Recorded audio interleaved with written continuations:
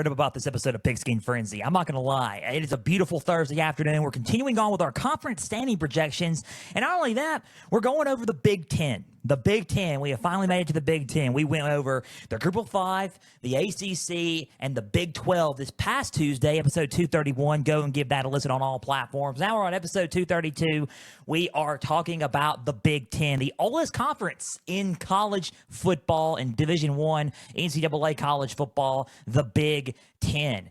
And we are fired up. We're ready to go. We're going to talk and give us our teams on who's going to play in Indianapolis come December, who's number one, all 18 teams. Now we're going to decide on who is where for the 2025 conference standing projections for the Big Ten. I'm fired up. I'm ready to go. Guys, welcome to Pigskin Frenzy on this beautiful Thursday afternoon. Thank you for joining us. I'm Joel Norris. And whether you're watching on YouTube, listening on Podbean, listening on Spotify, listening on Apple, a big thank you for taking some time out of your Thursday to just sit back, watch and listen to some college football coverage, to some conference standing projections presented by me. If you're watching on YouTube, subscribe to the channel, like each episode, leave comments down below. Spotify, Podbean, and Apple, all you got to do is just share around with others and follow on there as well.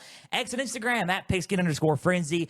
Follow, like the pages there. You're going to get episode updates, news and highlights from across college football, trivia questions on Instagram stories, going to answer today's college football question, as well as all things to date for Pigskin Frenzy and exclusive content from Pigskin Frenzy itself. There's the website, www.pigskinfrenzy.weebly.com. There you're going to find all things to date for Pigskin Frenzy. Home and About Me page. Learn more about me as your podcast host. You can contact me there down below. Name, email, question. I'll answer it on air or off air if need be.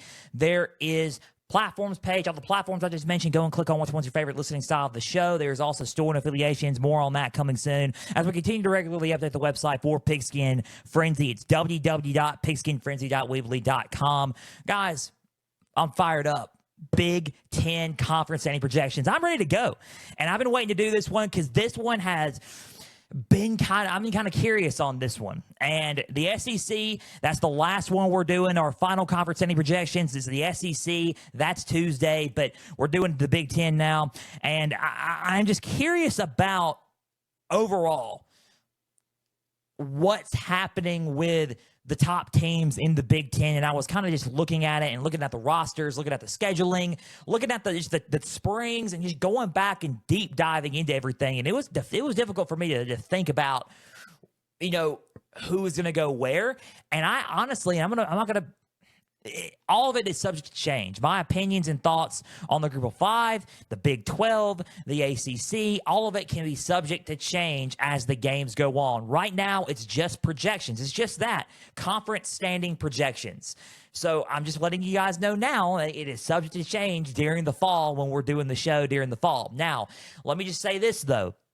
When I looked at it, I had to change some stuff around. Now, with the other ones, I was like, okay, pinpoint. Here's Iowa State's number one, Texas Tech's number four, Clemson's number one, Georgia Tech's number two. When I was doing it with this one, I was thinking, well, maybe they're four, maybe they're five. It was hard because there are some teams in the Big Ten right now, to me, that have legitimate cases of being where they're at. So I finalized it yesterday, which was Wednesday. Finalized it yesterday.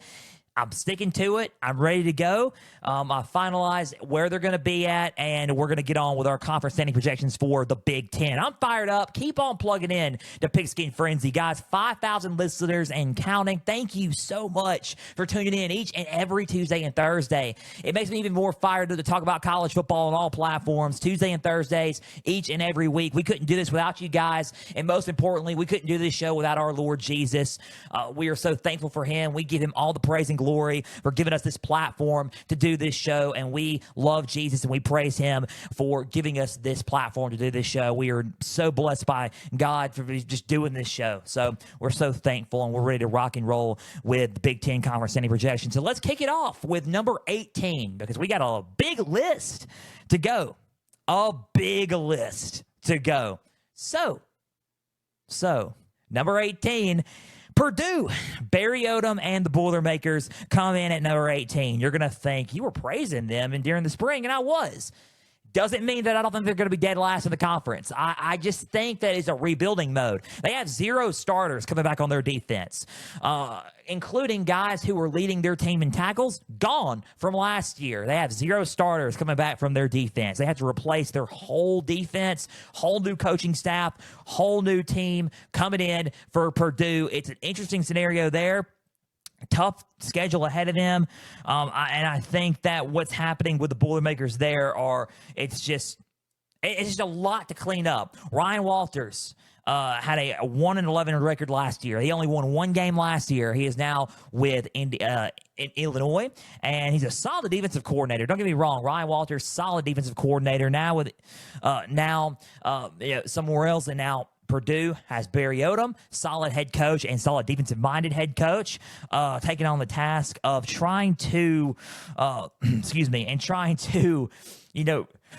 rebuild the Boilermakers in West Lafayette, Indiana. So,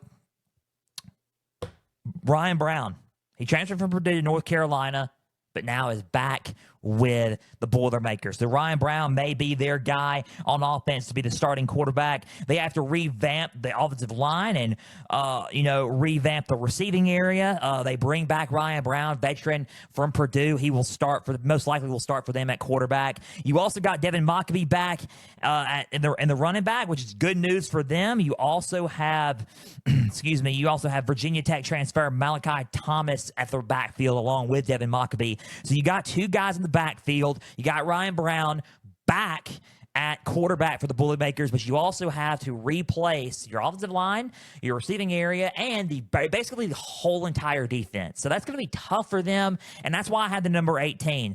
And let's look at who they got on their schedule, because who they got on their schedule can be a little bit tough and iffy for them. So they got Ball State opening up. So that could be a win for them, maybe. Southern Illinois at home. They open up conference play against USC.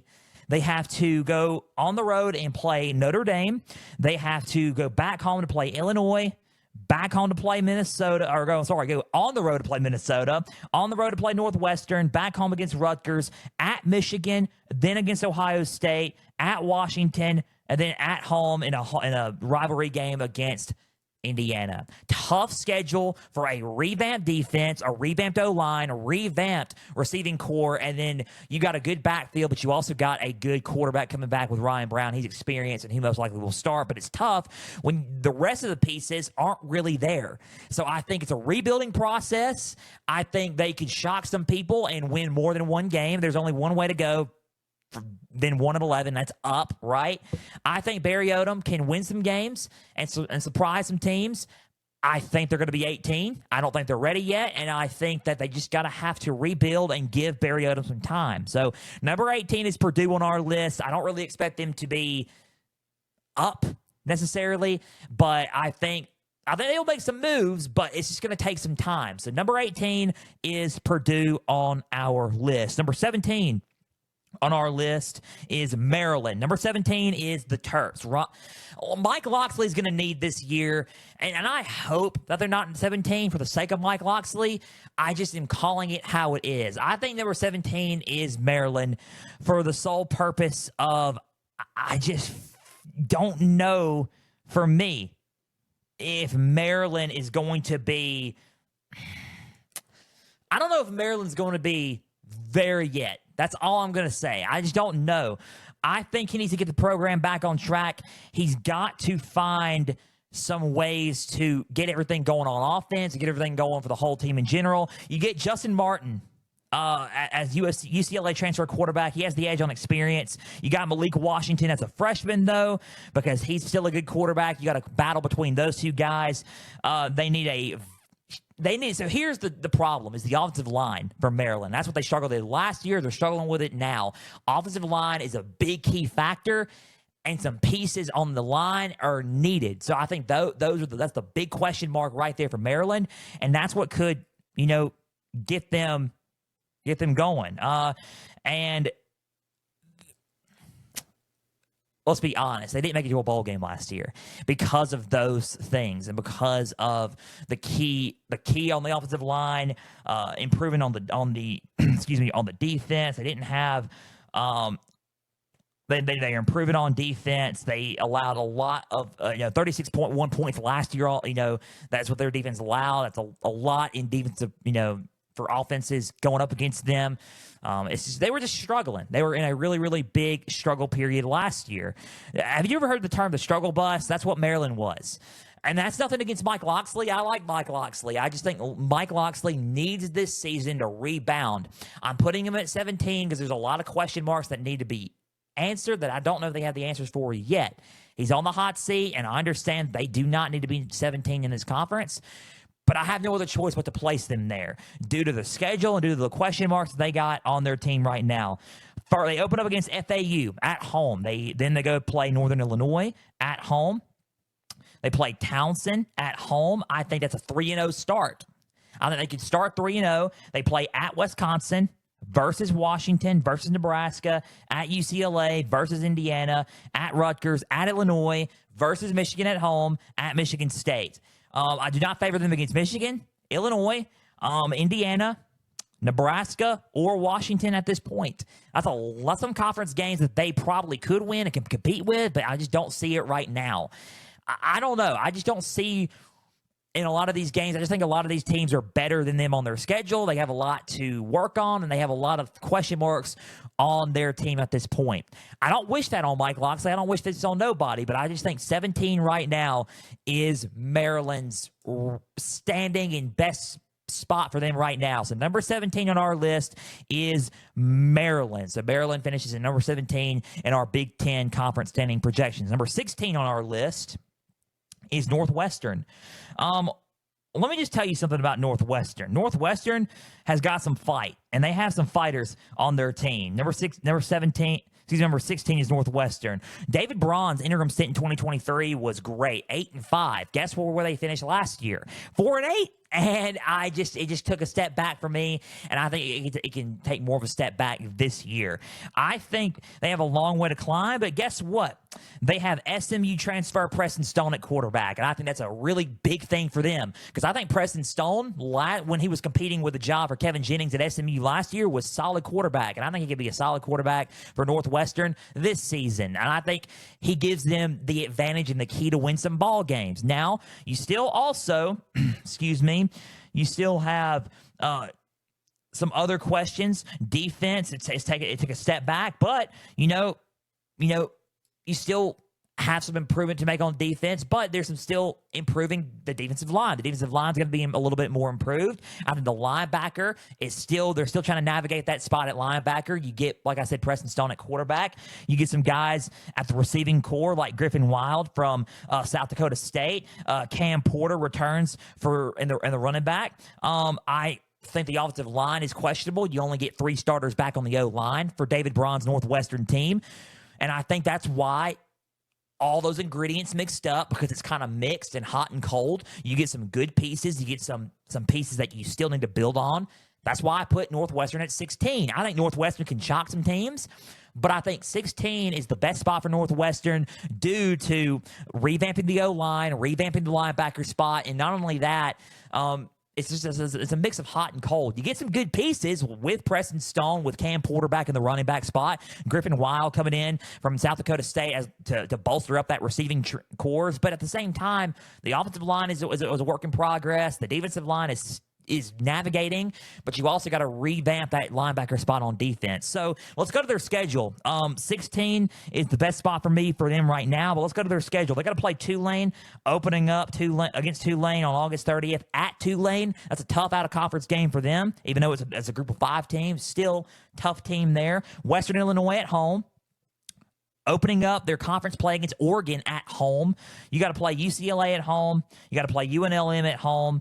And then you got to go on the road to play Penn State in your first out-of-conference road game against Penn State. Then you got to play Purdue at home, at Nebraska, at USC. Keyword, and look at this. Nebraska's going to be a lot better, and USC is going to be better. So it's at Nebraska, at USC. That's tough. Then you got to play Michigan at home, Minnesota at home, and then at Illinois in your final game. That's a tough schedule. I think navigating those pieces due to the toughness of their schedule, I got to put him at 16 right now. Preston Stone, the only question I got with him is he going to be fully healthy coming off that leg injury. I think there's a huge leg injury from a couple of years back, and he was still struggling with it a little bit last season and going into 2025 in the spring. So is he going to be fully healthy? That's the only question I got for Preston Stone. He's a solid quarterback, and he gives them the advantage to compete in ball games. I put him against 16 because of those question marks on the O-line and on defense for the linebacker spot. So to me, Northwestern at 16 is suffice. I think I got them there. Hopefully they bounce back. I like David Braun and I like Northwestern. I just hope that they bounce back and do some things up there near the Chicago area. So Northwestern at 16 is suffice for me due to the severity of their schedule as well, because that is a tough schedule that they got going. 16 is Northwestern. How about we go to 15? 15 is UCLA. UCLA is 15. I know what you're thinking. Nico Amaliava back at quarterback and transferring in at quarterback from Tennessee. Yes, that's probably the biggest reason for optimism for UCLA. Look, Deshaun Foster's debut, they had a 1-5 start, but they showed improvement last year. They finished the season 5-7. They had upsets over Nebraska and Iowa last season, which was shocking. Now they have some room for optimism because you get Nico Amaliava at quarterback. Now, Tino Sinceri coming in from Indiana as the OC. That's a big replacement there. Play caller for UCLA, replacing Eric Benimi from last year. Nico Amaliava, he's not lacking talent. Let me just put it that way. Him and Sinceri at the play calling spot, that could be an interesting dynamic and an interesting duo there when it comes to calling the plays and the quarterback dynamic there. So he's not lacking talent. So UCLA picked up a decent, they picked up a good quarterback. I think Nico needs to improve in a lot of areas, but they still picked up some good talent there with him. You lost, and this is a challenge for UCLA's offense and Foster and Sinceri. Statistically, receiving options, you lost 4 out of the team's 5 receiving options statistically last year. You lost, you had to do a revamped offensive line. You also have, Javian Thomas from Cal, and Jalen Berger in the backfield. So those are 2 good underrated running back options. And now defensively, I think, maintaining the look because, so here's the deal. For defense, you have a revamped secondary, linebackers, D-line. Some of them hit the portal, and you got to revamp some of those key spots on the defense. Now, it's going to be a little bit better and a little bit more challenged. And it's going to be a little bit better than, to me, Northwestern's and Purdue's. Defensively, if you had to worry anything about UCLA, let me just put it this way. If you had to worry anything about UCLA, I think I would worry more about their offense than their defense. I think their defense is going to be competitive. You still got to replace some things, especially on the secondary. You have a veteran front on the defensive line, which is solid. You have a very veteran-minded front on the defensive line. You had to revamp the secondary through the portal and additions slightly at linebacker, but more through the secondary for UCLA's defense. But I think their defense is going to be okay enough to put them and compete them in games. I still put them at 15 due to a revamped line on the offense and receiving core, a revamped receiving core. Who does Nico have to throw to? And you're in a thick of a schedule that is pretty tough. Let's go to their schedule. I'm putting them at 15 due to those things, and their schedule's a little bit tougher. So Utah's at home, first thing. Out-of-conference game, Utah. Opener, Saturday, August 30th. Then you got to play at UNLV, a tough Group of 5 opponent in UNLV. At UNLV, back home against New Mexico. At Northwestern to open up conference play. Back home against Penn State. At Michigan State.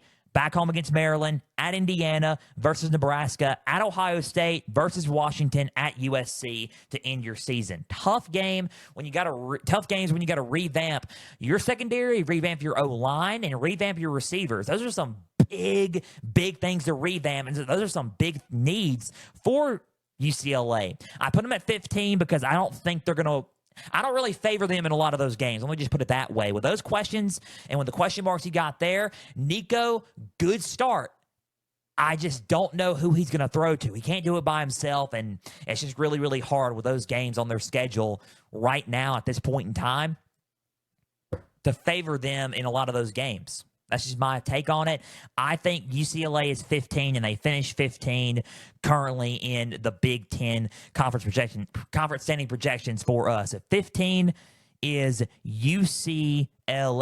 How about Rutgers at 14? Rutgers is 14 for us. Let me tell you something about Rutgers, though. Have you ever heard the term eating good in the neighborhood? Because I think recruiting-wise, Rutgers is actually eating pretty good in the neighborhood. I think Rutgers at 14 for us is suffice. I think Greg Schiano's team they're coming back-to-back winning seasons for the first time since 2011 and 2012. I was little since that happened. So Greg Schiano is doing really, really good. They have enough winnable games to get to bowl eligible once again. Their schedule's not easy, and that's why I put them at 14. I think Kyle Mononagi,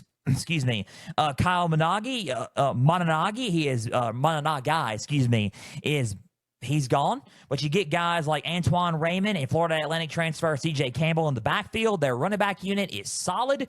You have Athan Kalakamanis is back for Rutgers. He's coming back. He's got to improve even more. But you got some guys with the receiving core that can help out as well. I think Rutgers is going to be a very underrated threat in the Big Ten this year.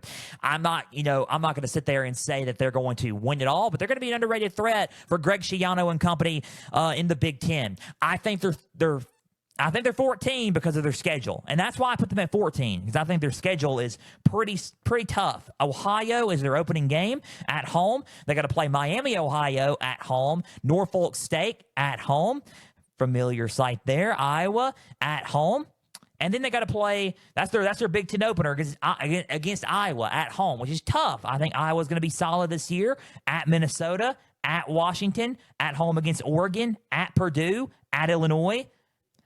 Versus Maryland, at home, at Ohio State on the road, and then they end their season against Penn State. I just think that their schedule is tough. I think it's manageable, and I think they're going to surprise some teams in the Big Ten. They're going to have to get bowl eligible. I just think their schedule is highly, highly tough. They got the talent to compete and to surprise some teams, and I think they will. Here's the deal. Ohio, Miami, Ohio, and Norfolk State, they'll be 3-0. They could even be 4-0 if they beat Iowa. I think they're gonna upset a Big Ten team this year, and I think they could be bowl eligible.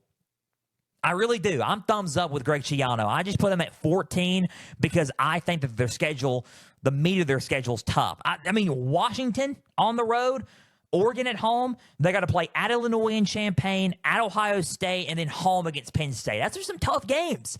I think Rutgers will finish 14, but I won't be surprised if they compete or upset some teams in the Big Ten. So give me Rutgers at 14 on our conference standing projections for the Big 10. Let's go with 13. And you're going to be surprised by this one. You have them ahead of Rutgers, even though Rutgers is talented. I do. It's Michigan State. I have Michigan State at 13. I expect a bounce-back season from Michigan. I think Jonathan Smith can have a shot this year at leveling up. Now, he did well at Oregon State. He did, and they should improve. I think they started off slow, but 5-7 in a rebuilding process with Jonathan Smith in his first year. It's not going to be perfect, but he showed some improvement later in the year. Michigan State did in Jonathan Smith's first year. Now, if we're talking about his second stint, they should be significantly more improved. They need to make it to a bowl game. Aiden Childs is back at quarterback for this team. I think he is an underrated quarterback for the Big Ten. I'm not going to sit there and say that he is a, number one quarterback of the Big Ten, but I think he's very underrated, and he does enough to get them wins. Nick Marsh, a rising star receiver, is back with him as well. I think that Jonathan Smith in the transfer portal did really, really well. He loaded up in key areas at receiver like Krishawn McCray from Kent State and Amari Kelly from Middle Tennessee. Elijah Tolliver from Sacramento State is in the running back area. He brought in a couple of additions to the offensive line to bolster up that line as well. So that's why I put them at 13. I think their schedule is going to be tough, but I think on the defensive side of things as well that they're bringing back some guys and they're returning some personnel and they're returning some guys at the secondary spot that are looking really, really good for the Spartans. So I think that they're due to some of their guys returning, adding some guys and bolstering up in the portal for Jonathan Smith makes quite nicely for them to finish 13th at least. I think they'll be a little bit better, and I think they will make a bowl game. I really do. I think Michigan State is on its way to, I wouldn't say returning to where they once were at the, college football playoff level and all that, but I think they could have a shot at winning some games and making at least a 6-win season out of this. So 13 is Michigan State. They play Western Michigan to open up. They play Boston College at home, both games at home. They play Youngstown State at home. They have a shot at going 3-0. They start Big Ten play on the road against USC, and then at Nebraska. Tough Big Ten openers there. They play UCLA at home, at Indiana, back home against Michigan, at Minnesota, back home against Penn State, at Iowa, at Maryland to close their season. So they have a shot to upset some of these teams and to surprise some teams in the Big Ten. I think they got some tough games against Penn State, at Iowa, at Minnesota, Michigan, Indiana. Those are some tough games as well, and I think USC and Nebraska will be tough for them as well. But I think they can compete. I think they're going to at least shock somebody in the Big Ten conference play. They will. They're going to shock somebody in their Big Ten schedule. Do not be surprised by Michigan State if they upset one of these schools. I'm just saying, one of these teams, don't be surprised. So I still put them at 13. I think their schedule's tough. I think they got some guys to handle it and compete in their schedule. Give me Michigan State at 13.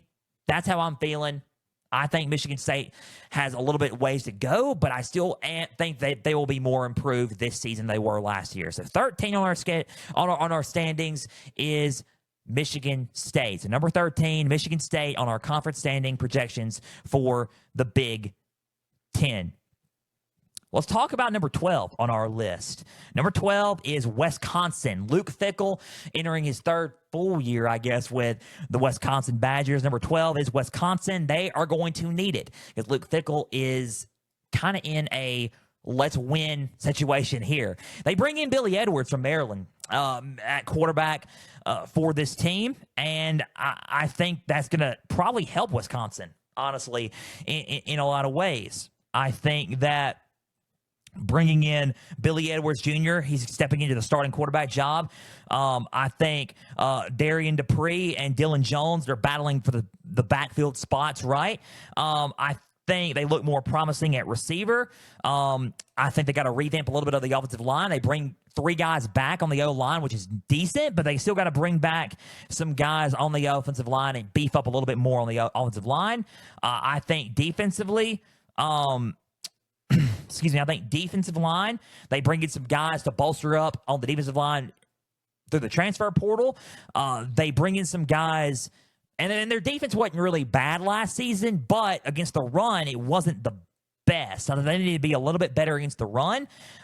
They bring in some guys and bring some guys back on the secondary. They bring some guys back into the portal on the linebacker spot. Secondary, they bring in 4 starters back, and they should be amongst the best in secondary in the conference at least.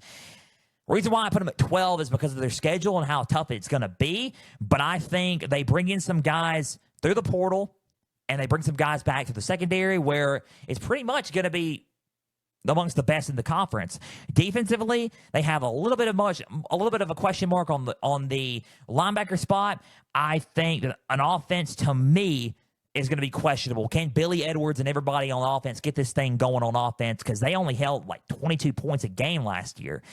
They need to get a little bit more against some of the teams that they're playing against this season for sure. So are they going to be a lot better offensively than they were last year? They bring, like I said, Billy Edwards Jr. in, a veteran presence at quarterback from Maryland. Let's see how he comes and plays into effect for the Badgers. Number 12 is Wisconsin. Let's see who they're playing against on their schedule. They open up against Miami of Ohio. Should be a win. Middle Tennessee at home. They play at Alabama on the road at a conference game. They go back home and play Maryland. Billy Edwards Jr. reuniting with his former team there.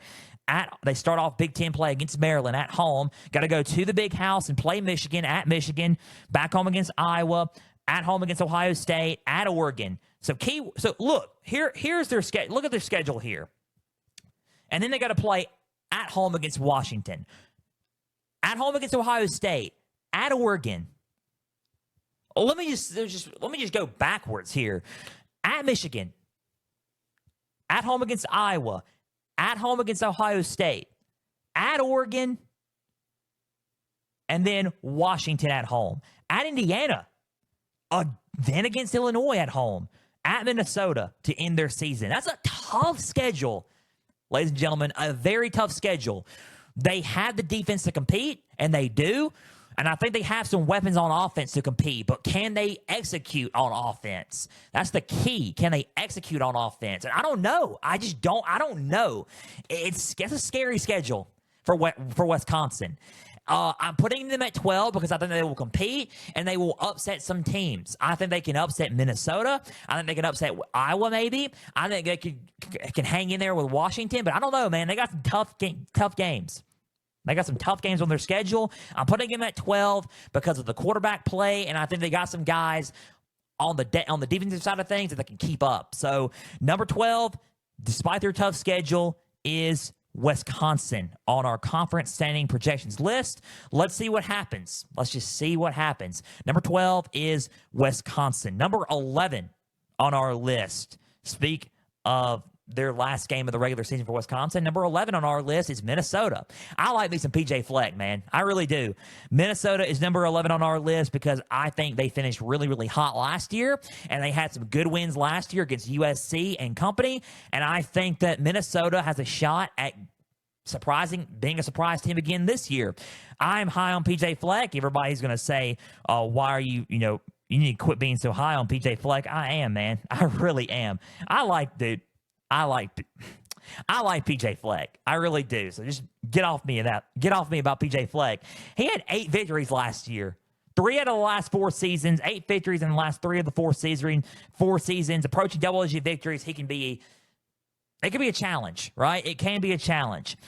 Fleck's team this year and has at least 5 to 6 winnable games this year. And I'm going to sit there and say, are you serious? I do. Hey, I do. I do say that. I am high on Minnesota. I think they got some shoes to fill at quarterback. But you also have Drake Lindsey there. He's valuable experience. It's going to be really, really interesting for him. He was a redshirt freshman, and during his sophomore year, he gained valuable experience. 3 games last season, including a game against Vatech in the Duke's Mayo's Bowl. The passing game is going to be interesting, but you got Darius Taylor at running back, and Darius Taylor, like I said in the running backs list, go back and watch that episode. He's a solid and underrated running back threat for this, Golden Gophers team. They got a solid defense, especially at the secondary with safety Koi Parrish at safety. 5 interceptions last year for this team, and they got some guys on the secondary who could be a solid team. Defensive line's looking good. I think that they're going to look solid, even more solid on defense. I think their schedule's going to be a little bit tough, and that's why I put them at 11.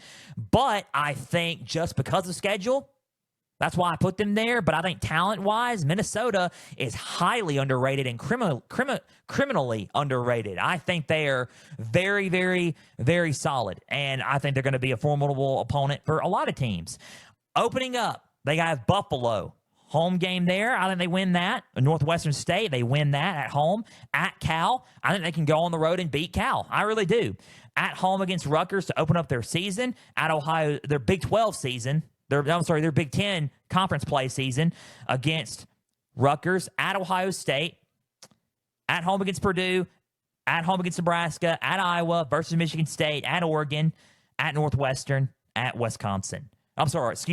Versus Wisconsin, at Northwestern, at Oregon versus Michigan State, at Iowa. So, yeah, Minnesota, to me, got the talent, and they can compete in these games. I just think that they got some teams on the schedule that are going to be really, really tough for them to compete against and beat.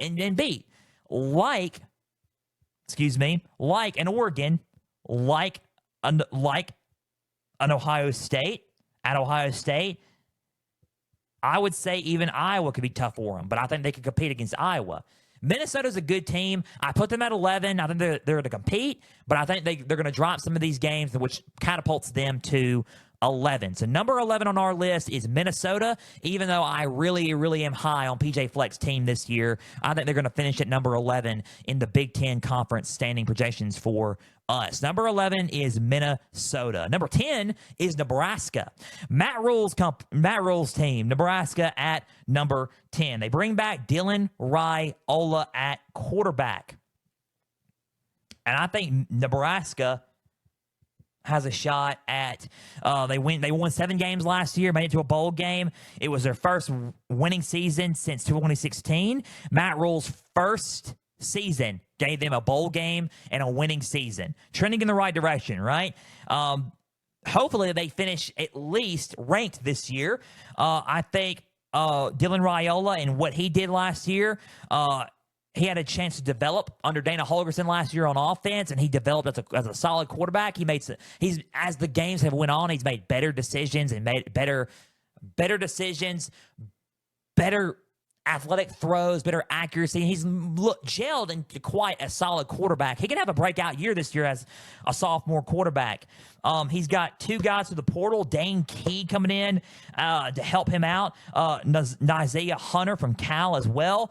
You also got 2 other transfers, Elijah Pritchett and Rocco Splendor from Notre Dame to help out in the trenches. You got some guys on defense as well that could help out on the defensive side of things as well. Nebraska's got a shot at being a very underrated team and making some noise against some teams this year. I do think that it's going to be a little bit tough, especially with some of the guys that they're playing, which I think will catapult them to 10. They're navigating some changes at the linebacker spot, which is going to be a key question mark for this Cornhuskers team. But Dylan Raiola should embrace the challenge this year. Number 10 for me is Nebraska. They got to play Cincinnati in their opening game. Then they got to, it's at home, it's in Arrowhead, neutral site game there. They got to play Akron at home, Houston Christian at home. They open up against Michigan at home in their Big Ten play. Opening up against their Big Ten play. They got to play Michigan State at home, at Maryland, at Minnesota, versus Northwestern, versus USC, at UCLA, at Penn State, versus Iowa to end their season. So they have a favorable schedule than most, but I think some of those teams are going to be a little bit better than Nebraska, and Nebraska can take some losses on that schedule, especially against, I would say, Penn State. Iowa could be one, USC could be one, and I think Minnesota can give them some problems as well, and Michigan could probably give them some problems as well. But I think that catapults them to number 10, but I think they got a shot at upsetting some teams in the Big Ten and finishing at number 10 and looking like, hey, Nebraska's improving year by year under Matt Rule. So let's see what happens. Let's see what happens with Nebraska. I put them at number 10 only because of the strength and some of the teams that they're playing on their schedule being a little bit more equipped than they are now. But I think Nebraska is quite equipped to compete. At least, I think they're going to be number 10, and that's how they'll finish in the Big Ten Conference standing projections for us. Number 10 is Nebraska. Number 9 on our list as we keep going and counting down. Number 9, as we're in the top 10 now, number 9 is Washington. Damon Williams is not being talked about, and he should be. I think Jed Fish is going to navigate this team to greater heights this year than last year. Last year, first season, this year, I think he's going to do even better at Washington, and he's going to navigate this team a lot better. Damon Williams is a solid quarterback, and a lot of guys are not really looking at Washington. They're really not. I think number 9 is Washington. Jed Fish is still rebuilding, but Damon Williams is going to be a solid quarterback this year, and I think he's going to make some athletic plays. His decision-making is getting a little bit better, and it showed in the spring, but I think he can still work on it a little bit. But I think he's going to make some flashes, and a lot of people are going to be surprised about what he can do at quarterback for this team. I think a revamped offensive line is the biggest concern for them, but I think the rest of the unit is great. I mean, Jonah Coleman coming back at running back. You got Denzel Boston at wide receiver who honestly, Damon Williams could be really, really comfortable with. At corner, you got Dakario Davis from Arizona coming back in the portal, or coming from the portal. Ryan Walters is at Washington, so you got a solid defensive coordinator there for Washington, and I think Ryan Walters as a DC is a solid coordinator coming from Illinois. to Purdue and now back as a DC.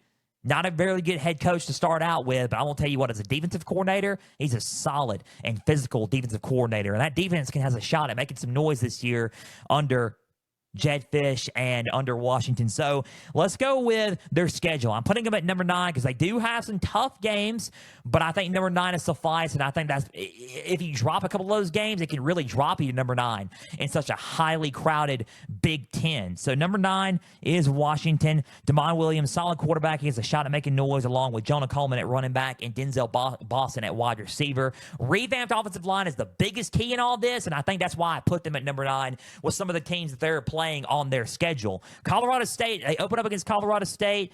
They play UC Davis all at home, at Washington State, the Apple Cup. Back home to open up Big Ten play against Ohio State, at Maryland versus Rutgers, at Michigan versus Illinois, at Wisconsin versus Purdue, at UCLA versus Oregon. Tough games on their schedule, and that's how they end their season against Oregon. Ohio State, Oregon, Illinois, Michigan, those are some teams that can give them some tough looks. Here's the kicker, though. Ohio State, Illinois, and Oregon all at home. So it gives them a little bit of an advantage, but it's still tough sledding with those teams. But they have the talent to make some noise and be competitive in those games. I think I favor the other teams more right now, but they still have some talent. So watch out for Washington. Number 9 is Washington on our list. A revamped O-line is what can cause them some issues, but I will say this. Number 9, Washington is suffice because of the talent that they got on their team. It's just the offensive line is a question, and they got to play some really, really good teams on their schedule. So number 9 in our conference standing projections for the Big Ten is Washington.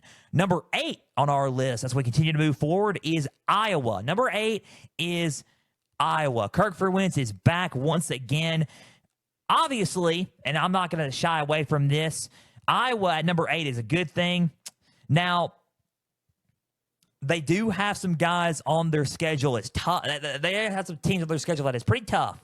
And we're going to get into all that. They have to lose Caleb Johnson, which is also tough, but they also have South Dakota State transfer Mark, and it's on my list here, Mark Growanowski, a massive addition at quarterback. For them coming in there. They have Kamari Moulton at running back. They have Jazuan Patterson at running back as well. So Mark Growanowski at quarterback for this team. Solid quarterback at South Dakota State coming in at Iowa. He's going to make some noise at quarterback for this team. Got some 2 guys with Moulton and Patterson to replace Johnson as a duo. I think the line is looking really, really good. They bring back a lot of their guys from on the offensive line. No revamping there. Tough movement on, no tough movement on the line. They're going to have a great running game. I think that they need some playmakers to emerge at receiver. I think that's the only question mark on this offense is the receiving core. Defensively, I think they're still going to be pretty solid as well. They got some solid guys at linebacker. I think that their unit on the line is going to be solid on defensive backs and defensive front. I think their defense is going to be fine, just like usual. Iowa's defenses are usually, chef's kiss. Perfection. I think that the only big key is can they find some playmakers at receiver? They got the quarterback, they got the running backs, they got the line. Can they find some guys at receiver? And that's going to be the most important thing for Iowa, and that can even cost them games if they don't find some key guys at receiver to help out Growanowski at quarterback. Iowa's 8 because their schedule is pretty tough, and I think there are some teams on their schedule that are they're going to be really, really tough for them to win, right? To win against. UMass at home to open up their seat. Excuse me. UAlbany at home. At Iowa State on the road. UMass at home. Then they open up Big Ten play against Rutgers, at Rutgers, back home against Indiana, at Wisconsin, at home against Penn State, at home against Minnesota, at home against Oregon, at USC, at home against Michigan State, at USC, at home against Michigan State, at Nebraska, and that's how they end their season.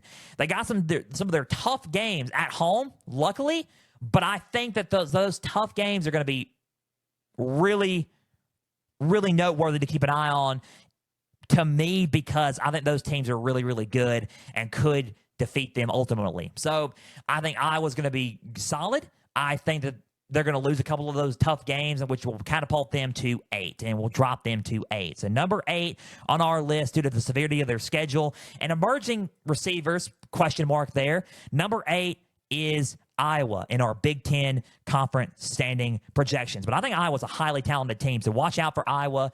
I think they're going to finish at 8, though. Number 7 on our list is USC. Lincoln Riley is in desperate need to at least win 8 to 9 games this season, and I think they got the talent to do that. I think at quarterback emerging for them, USC, when you get Jaden Maiava at quarterback for them is solid. You got Jacoby Lane and Mekhi Lemon at receiver. You got some talented playmakers there. I think defensively, they're bringing some guys in on defense that are going to really, really help them. It's really going to help their offensive line as well. Their offensive line is going to be a lot more bolstered. I think the key is, can their defense keep pace? And I think the defense, to me, is the only big question mark for USC entering the season. Can they keep pace? Can they tackle better and be a little bit more physical each and every year? It's getting a little bit better, but it's a work in progress on defense for Lincoln Riley's company and company for the Trojans. Can they get better each and every year on defense? That's a really big key for them there. I think number 7 is suffice for USC. Their schedule's a little bit tough, but I think that they can win some ball games and at least get to that 9-win season that can take a little bit of a breather and take a little bit of a weight off of Lincoln Riley's shoulders this season. So number 7 is USC. Missouri State, they open up. That's a win for me on them. Missouri State, Georgia Southern. And then they open up Big Ten play at Purdue, back home against Michigan State, at Illinois, against Michigan at home, at Notre Dame, at Nebraska, versus Northwestern, versus Iowa, at Oregon, and then versus UCLA. So they have a shot at winning 8 to 9 games. I think some of those games that they got to play that they could lose are against Illinois. I would circle that one. I would circle Oregon. And I think I would circle Michigan as well. I think that Notre Dame obviously is their toughest out-of-conference opponent. But if you look at some of those Big Ten games, Illinois, Oregon, Nebraska even could be a tough one. And I think that Michigan's going to be a tough one as well. I think I would circle some of those games. They could lose some of those games, maybe. I think they're going to compete because they're going to be a lot better this year. But I think due to some of those games being so tough, they could drop those games and they catapult down to number 7 on our list. So number 7 for us is USC. I think they're going to be a little bit better, but number 7 on our list for conference standing projections for the Big Ten is USC. So number 7 is the Trojans out of USC. Number 6 on our list as we continue on to the top 5. Number 6 is Indiana and Kirk Cignetti. Why did you put them in number 6? They have a team. They do have a team, and I am highly impressed with their team. Here's why I put them at number 6. I think that despite going to the college football playoff, losing first round doesn't matter. They still made it. Kirk Cignetti impressed the heck out of me last year, and I think he's going to keep on impressing the heck out of me. I am high on Kirk Cignetti. I think he's a solid coach for this team. I think Curtis Rourke departuring for Fernando Mendoza coming in at quarterback for this team is going to be really, really good. He's a solid fit. I think the offensive line being bolstered up is going to be even more solid. I think those are the offense doesn't really have any questions for me. I'm really high on this offense. Receiver Elijah Surratt. I think Elijah Surratt's one of the most underrated receivers in the Big Ten. I think Indiana on offense is not really my question. They returned 3 at the top of the defensive players. I think they have some holes to fill in the secondary, and I think that is what, is the question there, is the secondary for Indiana. I think that's the big question mark for me. Why do you put them at 7, though? Because they are talented all around the football. They are. But I'm going to sit there and say this because I really think still, despite all the talent and despite me putting them, at number 6, Indiana can compete for a Big 12 title. A Big 10 title. I keep thinking about Tuesday, right? Big 10 championship. I think they can compete for a Big 10 championship. Now, here's the kicker here. Their schedule. And they got some guys, there's some teams on their schedule that are pretty tough. Opening up against Old Dominion, at home, Kennesaw State at home, Indiana State at home. They open up at home their Big Ten conference play against Illinois. That's a tough game. At Iowa State. No, excuse me, at Iowa, at Oregon, at home against Michigan State, at home against UCLA, at Maryland, at Penn State, Wisconsin at home, at Purdue. I think that you can circle Penn State on the road, at Oregon, at Iowa, and Illinois. Those are some tough games that they got to get through, that they really did not really have the toughness last year, and they avoided a lot of those teams. So if you want to look at it and think about it, they're not running from a lot of these teams. I think, and not avoiding a lot of these teams on their schedule. So I think their schedule is a little bit tougher.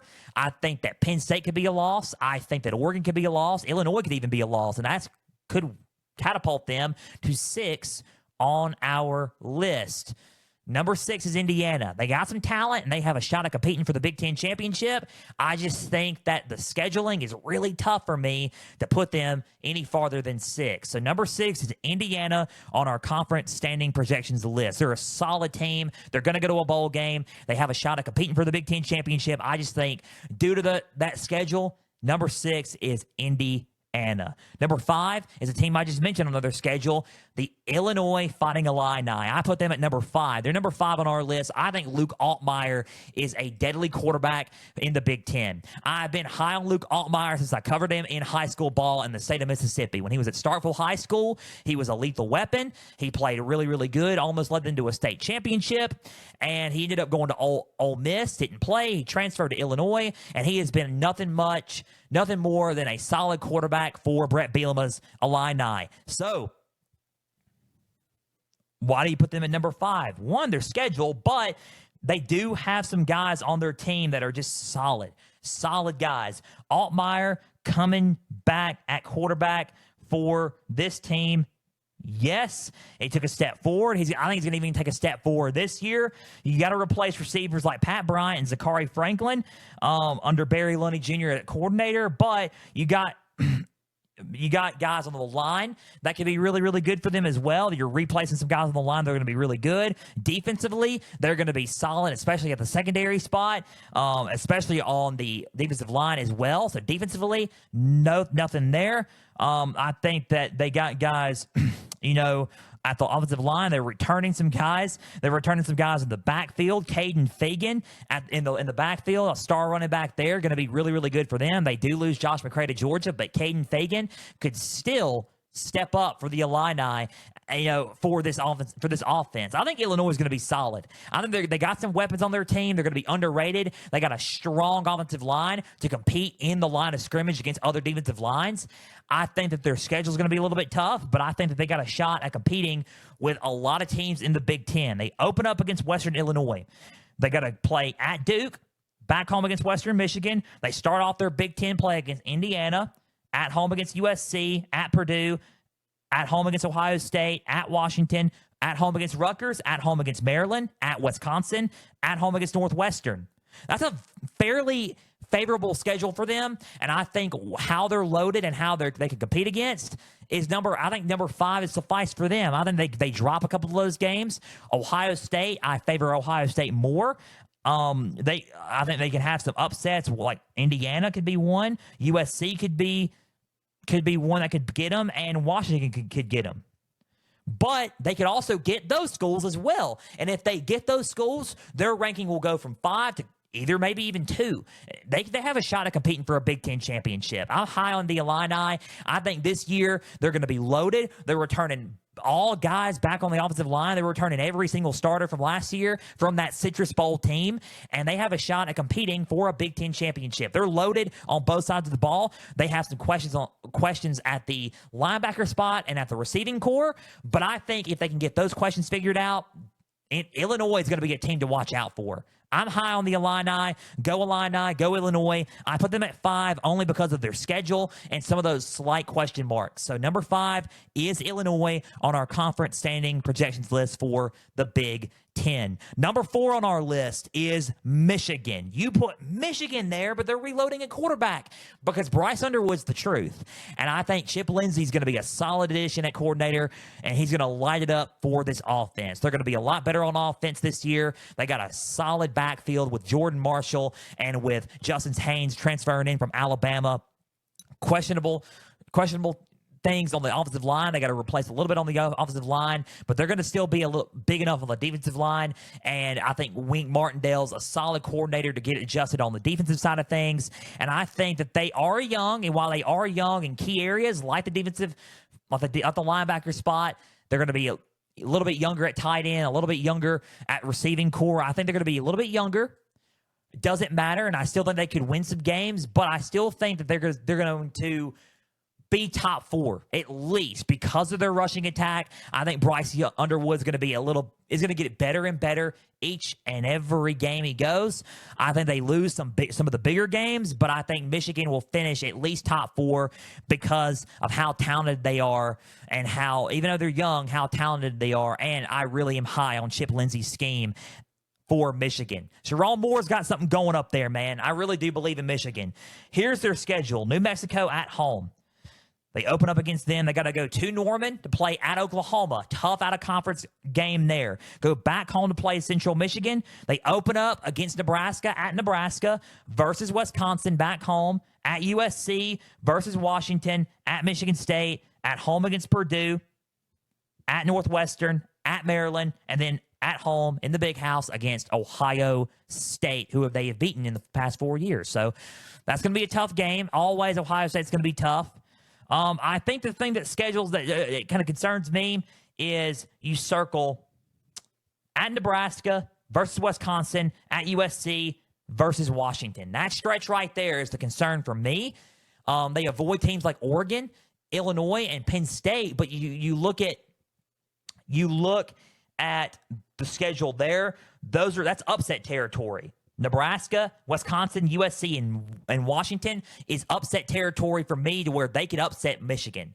So let's just see how it goes. I think one of those games they could drop. Maybe. So who knows? I think they finish at 4th. I think they got the talent, and I think number 4 for me is Michigan because of the talent. Even though they're young, I think they got some talent on that team to compete. I think 4 for Michigan is suffice. They got a heck of a running back tandem. Give me Michigan at 4 to finish in the conference standing projections for the Big 10. I think they come close. I really do. Number 4 is Michigan on our standings. We're in the top 3 now, guys. Who is number 3, 2, and 1? Number 3 on our standings is the defending Big Ten champion, Oregon. Oregon is number 3 in our list. I have them just outside the Big Ten title game. I think that Oregon is a solid team. They got to replace some key guys. The quarterback scenario for me is questionable. Is Dante Moore fully ready to embrace the starting quarterback role? I think he could be, but it's going to take a lot of work. I think Oregon is a solid team. They're going to have a lot of solid components. It's just Dan Lanning, dude. Dan Lanning is a menace. I think he's going to compete for a Big Ten title this year. I think they finish at 3. I think they will compete for a college football playoff and could probably be in one of those at-large spots for the college football playoff. They earned the number 1 seed last year. They were a Big Ten champion last year. Made it to the playoff last year. I still think they can make it to the playoff this year. You get Dante Moore ready to take control of this offense, but you lose a little bit of guys on the offensive line, and I think that's the big concern is a revamped offensive line, and that's the only big concern on the offense. You get Mekhi Hughes and you get Noah Whittington at running back. Those are some guys that are some dogs at running back. You have tight end. You get tight end Kenyon Sadiq. You get DeCorian Moore at true freshman receiver. Guys who are welcoming into the Ducks offense. New faces on defense is a little bit of a challenge there. You return 4 starters on that side of the ball. Jabbar Muhammad is gone. Derek Harmon is gone. You replace some guys there. Mateo Hugo Olele is back as a returning edge player, which is good for that defensive line. So you return some guys on the line, but you still have to revamp a little bit of that defense, but I think that defense is going to be quite well-oiled and gelled enough to compete in these games. I think they're number 3. I think they're highly talented, and they will finish number 3 because Dan Lanning's going to have them ready, and they're going to develop as the season goes on. So number 3 is Oregon on our list. I'm high on Dante Moore, and I'm high on this team. Montana State is their opening game. They play at They play at home against Oklahoma State. They start Big Ten play with Northwestern at Northwestern. Back home against Oregon State. They go on the road to play at Penn State. Tough one there. A whiteout game nonetheless. I cannot wait for that game. Back home against Indiana. At Rutgers. Back home against Wisconsin. At Iowa. Back home against Minnesota. At home against USC, on the road against Washington. So I favor them in majority of their games besides Penn State. I think that can catapult them to number 3 and drop them to number 3. And I think that one of these teams could potentially upset them as well, which can catapult them to a 2-loss season and could be number 3 on our list. Number 3 is Oregon because of some of the questions that I just mentioned on the defensive side of the ball.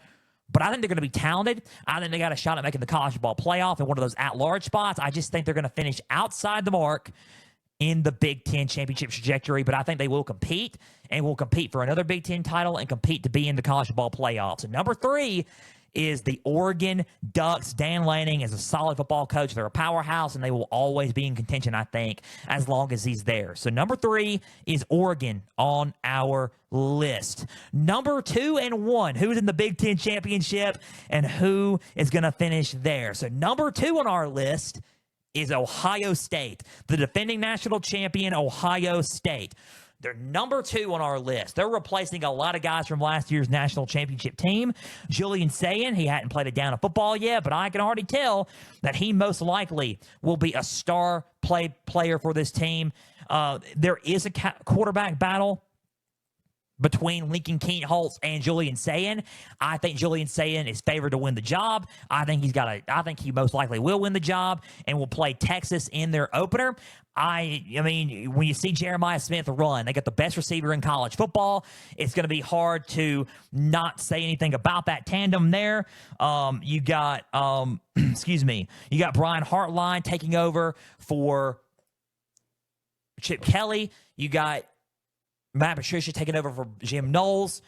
On the defensive side of things, I think the overall performance of the unit's not going to change. You got Carnell Tate as a secondary receiver coming out of, you got Brandon Enos coming back as well. You got some loaded receivers behind Jeremiah Smith. So you got some talent around Julian Sayin.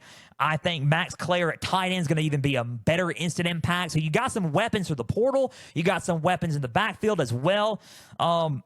You got the offensive line is the questionable thing there. You got to revamp that offensive line, which is the only questionable thing which could drop them some games in their regular season. I think the defense, you got a lot. They lost a good chunk of talent. I think the defense is more of a concern to me than the offense at this point. I think the offensive line will find its way to gel, even though you got to revamp it. I think the defense is more of a concern to me than the offense. How is Matt Patricia going to set a foundation for that defense? And that's the big concern there. I got them at number 2 because they're still loaded. You got Caleb Downs. You got Sonny Styles back. You got some guys on that defense who can step up, and the secondary is going to be loaded. The whole defense will be loaded with talent, but how are they going to gel? And that's the only thing that I'm concerned about for that defense. But it's going to take some time. The defense is my concern, but I think they can gel and they can find their way back into a Big Ten Conference championship at the number 2 spot. Who do they have on their schedule? Number 1, they got to play Texas at home. They got to play Grambling at home. Ohio at home. That's their out-of-conference games.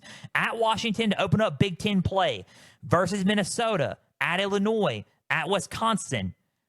At home against Penn State.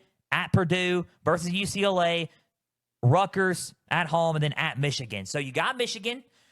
You got Penn State at home. Circle that one. Key there. You also have Illinois on the road at Washington as well. Those are some key games that you look and you're like, could the defense hold up against those games? Could they hold up against those games? Could they slip? Who knows? Those are some games that they could slip in, but I think I would favor them just because of the coaching, because of the talent. I think Ohio State's got it. My point to be exact, Ohio State's got it. I think they're going to be number 2. I think they finish number 2. I favored them in a lot of games except for a few, maybe. And I think Ohio State will be number 2 and will find their way back into the Big Ten race. So number 2 is Ohio State. Number 1 on our list, as we about to conclude our episode here, number 1 on our list is Penn State. It's got to be their year. I'm just going to let you guys know now. It has to be their year. It has to be. It cannot. What else is it going to be? It's got to be their year. And I say it's got to be their year because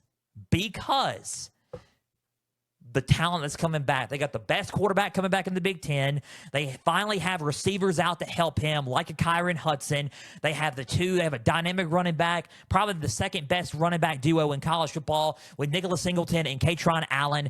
A solid offensive line. They got Jim Knowles at defensive coordinator. They got a solid defensive attack. And they got to replace some guys on the defensive line, yes, but they got a solid defensive attack still with loads of talent, especially in the secondary. They're loaded.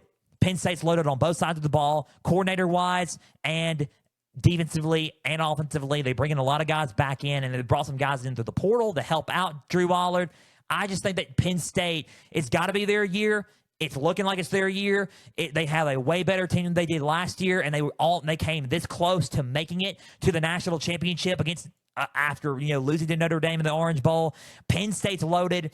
It's got to be their year. I think they're top 2 in college football entering the 2025 season. Here's who they have on their schedule. They have that game against Ohio State. So they have to play Nevada opening game at home, FIU at home, Villanova at home, Oregon at home to open up Big Ten play, a whiteout game there, on the road against UCLA, Northwestern at home, at Iowa, at Ohio State versus Indiana, at Michigan State versus Nebraska, at Rutgers. So some key games here to where they could slip, maybe. And they got Ohio State on the road, which is tough. But can they do it? I think they can because they got the schedule. They got the talent to compete and win those games on that schedule. Tough games, tough schedule. Big Ten-wise, tough schedule, but I think they get the talent to compete and beat those teams on that schedule. I think they're number 1. I think Penn State wins. I think they're number 1. I favor them to be in the Big Ten championship again. They're loaded, and James Franklin's confident, and I'm confident along with James Franklin, and rightfully so. So number 1 on our schedule, number 1 on our standings is Penn State. So Penn State and Ohio State, 2-1. The Big Ten championship in Indianapolis is Penn State versus Ohio State in a rematch from November 1st. So who do I have winning the Big Ten championship? I have Penn State winning it all. I have Penn State defeating Ohio State, winning the Big Ten championship, and finishing number 1 in the Big Ten. Penn State wins it. I'll go with a score of 31-24. Penn State 31, Penn State 31, Ohio State 24, and Penn State wins the Big Ten championship and goes on to the college football playoff along with Ohio State. I think Ohio State will be in it as well, but Ohio State loses, close one. Penn State wins the Big Ten championship and goes on to the college football playoff as well. So Penn State is number 1 in our Big Ten championship standings. I think they win the Big Ten championship and go to the college football playoff. It has to be their year. They're too loaded. I even think that they have a shot at going to the national championship. I really do. I just think that Penn State's loaded. I'm high on them on both sides of the ball. I like Drew Allard. I like his development. He's got some receivers now. They got two dynamic running backs and the second best running back duo in college football for me. Penn State's got it. I think they win the Big Ten championship, and I think Penn State finishes number 1 in the conference standing projections for the Big Ten. Guys, let me guys know what you think in the comments down below. Tomorrow, which is Friday, I will post this list on X and Instagram at pigskin_frenzy. Make sure you're following, notifications on, keep plugging into the channel there. Guys, we are out of time. A big thank you for taking some time out of your Thursday to just sit back, watch, and listen to some college football coverage and some conference standing projections presented by me. Now, if you're watching on YouTube, subscribe to the channel, like this episode, leave comments down below. Spotify, Podbean, and Apple, all you got to do is just share around with others and follow on there as well. X and Instagram at pigskin_frenzy. Follow out the pages there. You're going to get episode updates from news and highlights from across college football, trivia questions on Instagram stories, go into today's college football questions, and you will find exclusive content and all things up to date for Pigskin Frenzy. Guys, the website's www.pigskinfrenzy.weebly.com for all things up to date for Pigskin Frenzy. Guys, a big thank you for taking some time out of your Thursday to just sit back, watch, and listen to some college football coverage and some conference standing projections coverage presented by me. We will be back Tuesday with our last round of conference standing projections, this time with the SEC conference standing projections on Tuesday. Guys, I hope you have a great rest of your weekend. Thank you for tuning in each and every Tuesday and Thursday. 5,000 listeners and counting. We cannot do this show without you. And most importantly, we cannot do this show without our Lord Jesus. We give him all the praise for giving us the platform to do this show. And if you want to come to know Jesus as your Lord and Savior, guys, it's the best decision you can ever make in your life. Contact me on X and Instagram at pigskin_frenzy and on the website www.pigskinfrenzy.weebly.com. The contact info, name, email, and question. I'll answer it on air or off air. Guys, if you want to come to know Jesus, contact me there on those platforms, and you can come to know Jesus there. It's the best decision you can ever make in your life. We give him all the praise because without him, we wouldn't do this show. Without him, we wouldn't be living today, and we're so thankful, and we love him and give him all the praise and blessings for, just letting us do Pigskin Frenzy each and every Tuesday and Thursday. So without him, we would not be here. We give him all the praise, and we glorify him in all that we do. Guys, we love you all. We're praying for you all. Guys, I'm Joel Norris signing off. We will see you Tuesday for another edition of Pigskin Frenzy for the last round of conference standing projections on Tuesday for Pigskin Frenzy. Joel Norris signing off. We're praying for you all, and we love you all. Guys, hope you have a great weekend. As always, stay the course.